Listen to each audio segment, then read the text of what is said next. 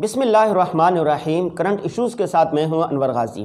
میرے سامنے اخبار رکھا ہوا ہے، جو بہت ساری خبریں ہیں، ان میں جو بڑی خبر ہے وہ یہ ہے کہ پاکستان میں سخت ترین سردیاں آ چکی ہیں اور سردیوں سے لاکھوں سیلاب متاثرین کی پکار سنی نہیں جا رہی۔ سندھ، بلوچستان، پنجاب، خیبر پختونخوا اور شمالی علاقوں میں سخت ترین سردیاں پڑ رہی ہیں۔ دسمبر کا آخر چل رہا ہے۔ آپ جانتے ہیں کہ 4 مہینے پہلے جب سیلاب آیا تھا تو سندھ کا علاقہ متاثر ہوا، بلوچستان متاثر ہوا، جنوبی پنجاب متاثر ہوا، پنجاب کے کئی علاقے متاثر ہوئے، خیبر پختونخوا اور شمالی علاقہ جات شدید متاثر ہوا۔ 5 کروڑ سے زائد لوگ بے گھر ہو گئے تھے، ان کے کلی یا جزوی طور پر مکانات کو نقصان پہنچا تھا۔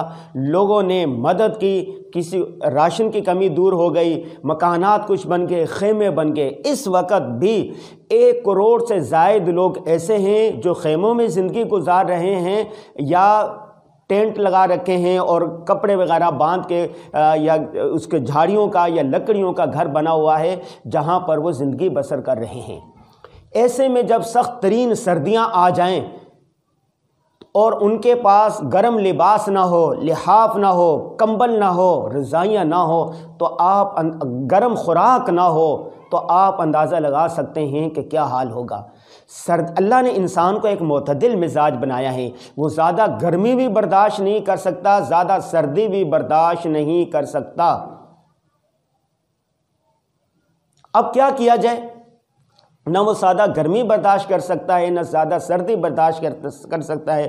کتنے لوگ ہیں جو ٹھٹھرتی سردی سے بل بلاتے ہیں اور سردی کی وجہ سے ان کی کوئی ہاتھ مفلوج ہو جاتا ہے، کوئی عضو مفلوج ہوتا ہے، بسا اوقات اس کی جان چلی جاتی ہے۔ تیمور لنگ کو آپ جانتے ہیں۔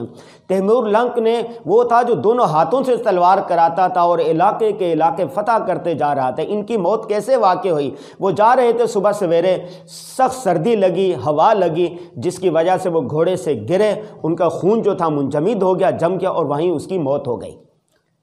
تو آپ خود اندازے لگائیں، آپ اچھے اسلام آباد میں رہنے والے، کراچی میں رہنے والے، لاہور میں رہنے والے، بڑے گھروں میں رہنے والے، وہ اندازہ کریں پکے مکانوں میں آپ رہتے ہیں، گرم لحاف آپ کے پاس ہوتے ہیں، گرم چیزیں کھانے کے لیے آپ کے پاس ہوتا ہے، ڈرائی فروٹ ہوتا ہے، کھانا، چائے، کہوہ، بادام، اخروٹ، گاجر کے حلوے اور نہ جانے کیا کیا ہوتا ہے۔ اس کے باوجود آپ 2 3 جیکٹیں پہنتے ہیں، ٹوپے پہنتے ہیں، موزے پہنتے ہیں، جوتے پہنتے ہیں، بوٹ پہنتے ہیں اپنے آپ کو بچانے کے لیے۔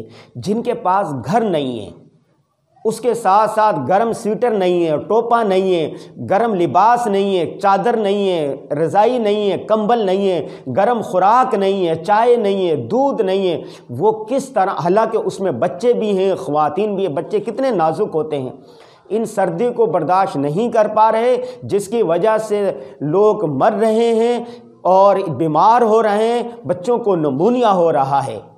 مسلمان تو ایک جسد واحد کی طرح ہوتا ہے۔ مسلمان کہ اگر جسم کے کسی ایک حصے کو تکلیف ہوتی ہے تو دوسرا حصہ بے چین ہو جاتا ہے۔ یہ ہمارے سارے 1 کروڑ سے زائد جو سیلاب متاثرین اس وقت موجود ہیں، جن کو گرم لحاف کی ضرورت ہے، یہ ہمارے مسلمان بھائی ہیں، کلمہ گو بھائی ہیں، ہمارے ہم وطن ہیں۔ جب ایک خاندان ہوتا ہے اس میں کچھ غریب ہوتے ہیں، کچھ مالدار ہوتے ہیں۔ جو مالدار ہوتے ہیں ان پر لازم ہوتا ہے کہ وہ غریبوں کا خیال رکھیں۔ آپ پر، ہم پر یہ لازم ہے کہ اللہ تبارک و تعالیٰ نے ہمیں اتنا جو مال و دولت سے نوازا ہے، ان چیزوں سے نوازا ہے، اپنی نعمت کے شکرانے کے طور پر اپنے گھر میں سے جو زائد لباس پڑے ہوئے ہیں، زائد چادریں پڑی ہوئی ہیں، زائد رضائیاں پڑی ہوئی ہیں، زائد کمبل پڑے ہوئے ہیں، وہ ان کو بھجوا دے۔ مجھے آج صبح سویرے ایک میسج موصول ہوا سندھ کے علاقے سے، اس نے کہا کہ ہم متاثرین ہمارا شمار ہے، ہم 3 فیملیاں رہتی ہیں، ہمیں 8 عدد رضائیوں کی ضرورت ہے۔ ہمیں اگر 8 عدد رضائیاں مل جائیں، 8 عدد رضائیاں مل جائیں، کمبل مل جائیں، ایک رضائی کی قیمت 1300 روپے ہے، ایک کمبل کی قیمت 2000 روپے ہے، اگر ان کو رضائیاں مل جائے، کمبل مل جائے تو یہ بہت بڑی نیکی ہوگی۔ میں سوچنے لگا کہ میرے گھر کے اندر کتنی رضائیاں زائد رکھی ہوئی ہیں، کمبل کتنے زائد رکھے ہوئے ہیں، پرانے سویٹر کتنے زائد رکھے ہوئے ہیں، بوٹ کتنے زائد رکھے ہوئے ہیں۔ تو چنانچہ ہم نے جمع کیا، جمع کرنے کے بعد ایک ٹرسٹ کے ذریعے سے ہم ان کو بھجوا رہے ہیں۔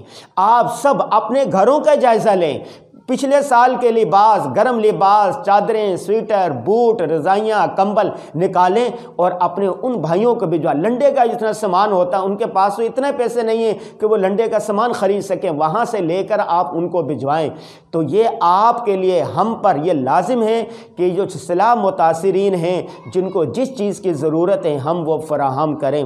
حدیث پاک میں آتا ہے جو مسلمان اپنے کسی غریب مسلمان، حاجت مند مسلمان کی اس کی حاجت روائی میں لگا رہتا ہے، اللہ تعالیٰ اس کی مدد کرتے رہتے ہیں۔ ایک اور حدیث میں آتا ہے قیامت کے دن اللہ پوچھے گا، اے فلاں، میں نے تجھ سے پانی مانگا تھا، تو نے مجھے پانی نہیں دیا، میں نے تجھ سے کھانا مانگا تھا، تو نے مجھے کھانا نہیں دیا، میں نے تجھ سے لباس مانگا تھا، تو نے مجھے نہیں دیا۔ وہ کہے گا یا باری تعالیٰ، میں تمہیں کیسے کھلا سکتا ہوں، کیسے پلا سکتا ہوں؟ اللہ تبارک و تعالیٰ کہیں گے میرا فلاں بندہ محتاج تھا، اس کو فلاں چیز کی ضرورت تھی، اگر تو ان کو رضائی دیتا، اگر ان کو لباس دیتا، اگر ان کو خوراک دیتا، ان کو کھانا دیتا، تو اس کا اجر و ثواب آج تو میرے پاس پاتا۔ تو کتنا بڑا یہ ثواب ہے۔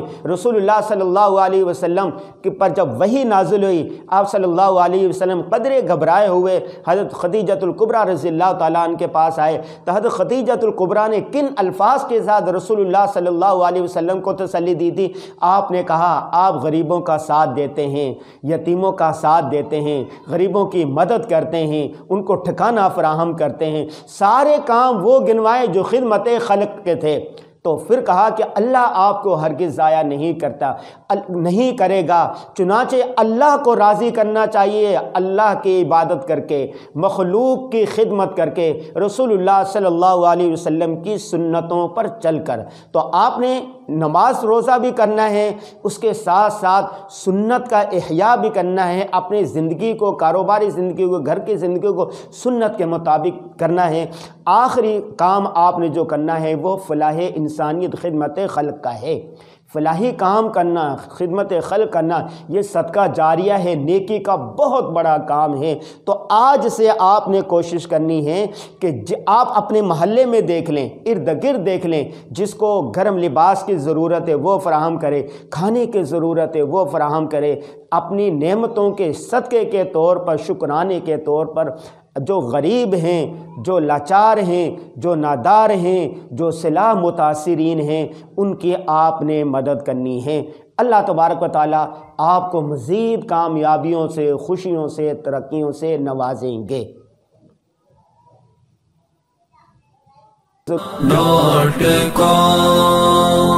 www.dasquran.com